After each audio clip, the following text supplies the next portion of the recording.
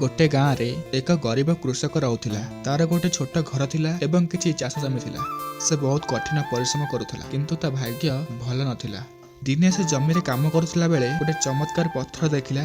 से पत्थर को उठाई देखिला जे या बहुत सुंदर अटे। से भाबिला एटा गोटे हीरा हेथिबो। से पत्थर को नहीं सहर को गला। सहर रे गोटे सुना दुकान देखाइला। दुकानी पत्थरटी को देखि कहला एटा गोटे मूल्यवान हीरा, यार मूल्य लक्ष लक्ष टंका। कृषक बहुत खुशी हैला। से भाबिला वर्तमान ता भाग्य बदली जीवो। से हीरार किछि खंड को बिकी गोटे बड़ घर तैयारी कला एवं निज पिला को भल शिक्षा देला। किछि वर्ष परे चाषीर मृत्यु हैला। ता पिला माने बड़ होई निज काम रे व्यस्त थिले। दिने चाषीर झियो घर सफा करथिला बेले से सही पत्थर को देखिला। से एहा को उठाई देखिला जे एहा पूर्व परि चकचक करू नाही।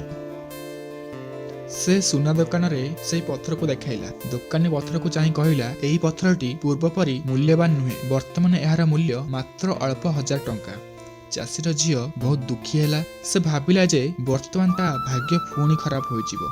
से पत्थर को फेराई नहीं निज ठाकुर घरे रखिला।